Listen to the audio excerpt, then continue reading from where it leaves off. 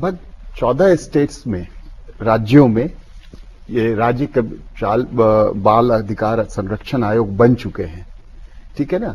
दिल्ली उनमें से एक है और दिल्ली में संभवतः सबसे पहले इस आयोग का गठन हुआ और ये आयोग दिल्ली में सन 2008 से काम कर रही है, ठीक है। और कितनी मदद मिल पाएगी अगर ये एससीपीसीआर का गठन हो जाता है तो? काफी मदद मिलेगी। एससीपीसीआर के गठन से काफी मदद मिलेगी, क्योंकि एक और रास्ता खुल जाता है। जैसे दिल्ली में हम लोगों के पास भी कॉम्प्लेन आते हैं चाइल्ड लेबर के, सर काम कर रहे हैं, डीसीपीसीआर भी अपने तय काम कर रही है।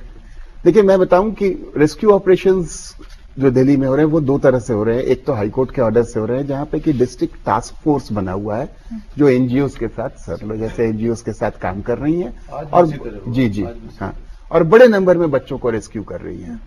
लेकिन इस स्टेज के माध्यम से एक बात मैं और बताना चाहूंगा, जहां आपको एक या दो बच्चा या चार बच्चे इस तरह के बच्चे काम करते हुए दिखे तो आपके पास दो रास्ता है। एक तो आप डीसीपीसीआर को लिखिए कि हाँ इस जगह पे हमने देखा है, इस मकान में, इस घर में बच्चे काम कर रहे हैं। हम उस ऑपरेशन को अंडरटेक करते हैं, हम दिल्ली पुलिस के थ्रू इंक्वायरी करके बच्चे को रेस्क्यू करवाते हैं और हम लोगों ने काफी नंबर में ऐसे इंडिविजुअल बच्चों को छुड़वाया है।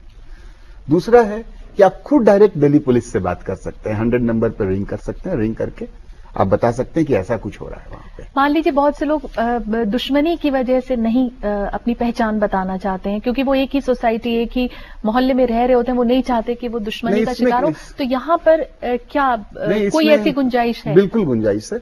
देखिए डीसीपीसीआर जो हम कोर्ट की तरह फंक्शन करते हैं और हम कॉग्निजेंस जो लेते हैं आपके कॉम्प्लेन पे लेते हैं और सुओ मोटो लेते हैं। सुओ मोटो मतलब अपनी जानकारी पे लेते हैं। अगर आप ये कहते हैं कि नहीं हमारा नाम नहीं डिस्क्लोज होना चाहिए तो डीसीपीसीआर सुओ मोटो उसका कॉग्निजेंस लेती है। चाइल्ड लेबर के केसेस में भी हम लोगों ने किया ये इस चीज को, और चाइल्ड मैरिज प्रोहिबिशन एक्ट में भी बहुत सारे केसेस में हम लोगों ने कॉम्प्लेनेंट के नाम को बिल्कुल छुपा दिया। एक सवाल ले लो, पूछा। मेरा सवाल अजय जी से है। राज्य सरकार से किस तरह का सहयोग मिल रहा है या किस तरह के सहयोग की जरूरत है? उन संस्थानों को बाल श्रमिकों के बचपन को बचाने के लिए क्या प्रयास किया जा रहा है? अलग अलग राज्य सरकारों के द्वारा अलग अलग प्रावधान हैं। जैसे एक तो केंद्र सरकार के द्वारा जो कार्यक्रम चलते थे, पहले आईपेक आईएलओ का था, इंडस प्रोजेक्ट था, फिर एनसीएलपी का जो कार्यक्रम है वो केंद्र सरकार का है, वो राज्यों में चलता है, बल्कि राज्य सरकार के थ्रू नहीं चलता है, वो सीधा डिस्ट्रिक्ट एडमिनिस्ट्रेशन से चलता है। अलग अलग राज्यों में अलग अलग जो कार्यक्रम है वो चलते हैं। सबसे मुख्य कार्यक्रम जो चलता है, जैसा शशांक जी भी बता रहे थे, कैलाश जी भी बता रहे थे, जो कानून है उसको लागू करना, जो रेस्क्यू है और उसको रिहैबिलिटेशन करना, वो और उनको शिक्षा से मेन स्ट्रीम करना, शिक्षा के साथ जोड़ना, वो मुख्य तौर से कार्यक्रम चलता है। कानून के सही इस्तेमाल पर आप जोर देते हैं। हाजिर होते हैं एक छोटे से ब्रेक के बाद। आप रहेगा स्मिता के साथ, सवालों का दौर जारी। आश्रय घर या जो बच्चे ऐसे कामों से मुक्त कराए जाते हैं उनका भविष्य आगे कैसा होगा? 1987 में national policy of child labour को बहुत ही आशाओं के साथ चलाया गया। आपकी नजर में इससे कितने बदलाव आए हैं? आपको क्या ऐसा नहीं लगता कि उन बच्चों का पुनर्वास करने की जरूरत सबसे पहले है, या उनके लिए पॉलिसीज बनाने की जरूरत सबसे पहले है, जिनका कि कोई नहीं है, कोई अपना नहीं है और उन्हें काम करना एक मजबूरी है उनके लिए? और ब्रेक के बाद अस्मिता में आपका एक बार फिर स्वागत है और सवालों का दौर जारी है। आइए लेते हैं इस कार्यक्रम का अगला सवाल। जी पूछिए आप अपना सवाल। मेरा सवाल कैलाश जी से है।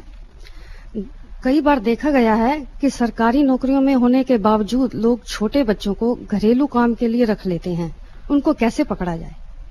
जो घरेलू बाल मजदूरी है उसको हम कहते हैं एक तरीके से इनविजिबल स्लेवरी या अदृश्य दास्ता। फैक्ट्रियों में, खदानों में, खेतों में मिल जाएंगे बच्चे, लेकिन घरों के अंदर मिलना मुश्किल है। तो ये सामाजिक चेतना, सामाजिक जागरूकता इसके लिए सबसे ज्यादा जरूरी है, क्योंकि कोई पुलिसिंग, कोई तरीका नहीं है कि आप घर घर जाके नॉक करके निकाल लाओ बच्चे को, और अंदर घुस नहीं सकते आप बगैर वारंट के। तो हम सबसे अपील कर रहे हैं, अभी 12 जून का जो दिन है, बचपन बचाओ आंदोलन पूरी दिल्ली में और पूरे देश में लाखों पर्चे भेजकर उन सारे जो रेजिडेंस वेलफेयर एसोसिएशंस हैं पूरे देश की, उनको हम अप्रोच कर रहे हैं लगातार। बहुत आपके यहां भी कोई पर्चा आएगा या पहुंचा होगा कि हर जगह पर रेजिडेंस वेलफेयर एसोसिएशन, ग्राम पंचायतें, नगर पालिकाएं, नगर निगम, जो इस तरह के इदारे हैं, वो सुनिश्चित करें कि उनके आसपास बाल मजदूरी नहीं होगी, घरेलू बाल मजदूरी। क्योंकि सिर्फ जो पीयर प्रेशर है, जो पीयर विजिलेंस है, पड़ोसी का विजिलेंस है, वही इसमें सबसे कारगर हो सकता है। कैलाश जी, इसमें उन्हें जरूर जोड़िएगा जो हमारे यहाँ दिल्ली में जैसे सरकारी फ्लैट्स में लोग रहते हैं, या सोसाइटीज जो मैनेजमेंट द्वारा रन की जाती है, वहां आरडब्ल्यूएस नहीं होती है। अच्छा, तो वहां भी हम लोग शायद जा रहे हैं, मुझे पता नहीं डिटेल में, लेकिन सब जगह जहां जहां ये संभव है। लेकिन आपकी सलाह समीना जी बहुत बहुत महत्वपूर्ण है, हम वहां जाएंगे। और घरेलू नौकर में भी बच्ची सबसे आसान है, और वो बच्ची अगर 10-12 साल की हो, 13 साल की हो, और उड़ीसा की हो या झारखंड की हो या बिहार की हो, तो कहने क्या, अपनी बात ही ना कह पाए। हाँ, अपनी बात ही नहीं कह सकती, भाषा भी नहीं जानती।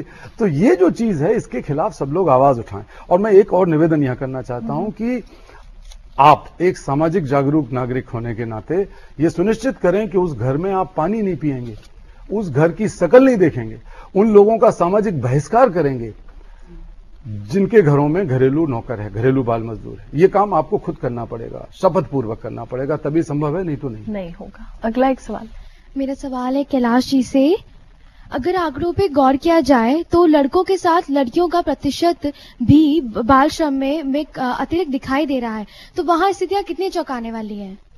लड़कियों की स्थिति तो बहुत बुरी है, क्योंकि लड़कियों के मामले में तो परसों, आज से ठीक 2 दिन पहले, परसों हम लोगों ने घरेलू बाल मजदूरी को छुड़ाया और पुलिस में केस हुआ, पुलिस ने इसमें सहयोग किया, अंत में एफआईआर लॉन्च हुआ। और उस मामले में उस लड़की के साथ अनेकों बार बलात्कार हुआ। वो बलात्कार करने वालों ने, मैं आपको बताऊं कि जब वो प्लेसमेंट एजेंसी उस 12-13 साल की लड़की को दिल्ली लेके आई, तो प्लेसमेंट एजेंसी वालों ने उसकी इज्जत लूटी, ये कह के कि हम इस ट्रेनिंग दे रहे हैं इस चीज की, कि कल को अगर तुम्हारे साथ घर में ऐसा होगा, दिल्ली के अंदर हो रहा है, ये देश की राजधानी के अंदर हो रहा है, और वो लड़की प्रेग्नेंट हो गई, 13 साल की लड़की प्रेग्नेंट हो गई। हम लोग कहां ले जाएं, क्या करें? बड़ी मुश्किल से सारे तंत्र को हमने तैयार किया। लड़कियों के साथ बहुत ही बुरी हालत है पूरे देश के अंदर, और बहुत गंभीर है, क्योंकि ये दूसरा मसला है। आर्थिक शोषण उनका हो रहा है, सामाजिक शोषण हो रहा है, सब कुछ हो रहा है, लेकिन ये यौन शोषण वाला जो मामला है वो बहुत गंभीर है। अगला एक सवाल ले लें, पूछे। मेरा सवाल शशांक जी से है, आश्रय घर या जो बच्चे ऐसे कामों से मुक्त कराए जाते हैं, उनका भविष्य आगे कैसा होगा? देखिए, इन बच्चों का जो भविष्य, जो भविष्य हम लोगों ने देखा है, जो सपना हम देख रहे हैं, वो ये है कि ये बच्चे अपने परिवार में सबसे पहले जाएं, परिवार वालों के साथ रहें और एक अच्छे नागरिक की जिंदगी जिए, उनको वो सारे राइट्स मिले। जैसे कैलाश जी ने कहा ना कि अगर कोई बच्चा जो बंधुआ मजदूर है और जब वो घर लौटता है तो उसको वेलफेयर स्कीम्स के सारे वो फैसिलिटीज मिले, वो इसलिए है कि उनके जो राइट्स हैं, जिन राइट्स से वो डिप्राइव हुए हैं, वो राइट्स उनमें रिस्टोर हों। डीसीबीसीआर ऐसी कोशिश कर रहा है कि उनको आगे रोजगार के अवसर या रोजगार से रिलेटेड कोई तालीम दी जाए या पढ़ाई। डीसीपीसीआर ये जरूर देख रहा है कि ये बच्चे जब रेस्क्यू होते हैं तो डिफरेंट होम्स में, चिल्ड्रन होम्स में आते हैं, जहां ये शॉर्ट स्टे के लिए 2 तरह का स्टे इनका होता है। एक तो शॉर्ट स्टे होता है, दूसरा लॉन्गर स्टे होता है, जब ये नहीं पता चलता है कि ये बच्चे कहां जाएंगे, इनके माँ बाप हैं या नहीं है। तो शॉर्ट स्टे वाले बच्चों को जो जितने दिन भी वो रहे, उनको कोई वोकेशनल ट्रेनिंग दी जाए, उनका कोई एजुकेशन को देखा जाए।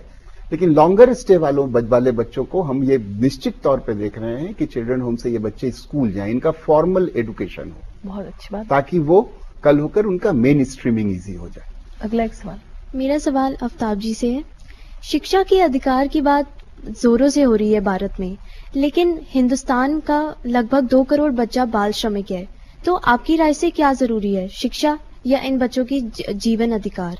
ये दोनों एक साथ जुड़ा हुआ है और इसीलिए शिक्षा का अधिकार जो है बहुत महत्वपूर्ण है। बाल मजदूरी की जब हम बात करते हैं तो इसके लिए सबसे जरूरी है कि हम हर एक बच्चे, चाहे वो किसी का बच्चा हो, मजदूर का बच्चा हो, किसी जाति विशेष का बच्चा हो, कहीं का रहने वाला हो, किसी राज्य का रहने वाला हो, किसी गांव का रहने वाला हो या शहर का रहने वाला, हर एक बच्चा जिसकी उम्र कम से कम 6 साल से लेकर 14 साल के बच्चे, हर एक बच्चे को कम से कम बेसिक एजुकेशन तो मिलनी चाहिए और क्वालिटी की एजुकेशन मिले। वो ऐसा नहीं कि सिर्फ स्कूल जाए और कुछ सीख नहीं सके।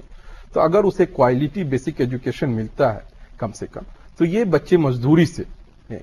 और मजदूरी खत्म करने के लिए दूसरे देशों का अगर हम उदाहरण लें, और भी विकसित देश हैं जहां बाल मजदूरी को खत्म किया गया है, वहां ये जरूर ये दोनों के बीच में कोऑर्डिनेशन होना कि यानी कि एजुकेशन हर बच्चे को अगर दिया जा सके तो अपने आप धीरे धीरे बाल मजदूरियों को, तो ये बहुत जरूरी है कि हर बच्चे को जो शिक्षा का अधिकार है वो सुनिश्चित किया जा सके। एक आखिरी सवाल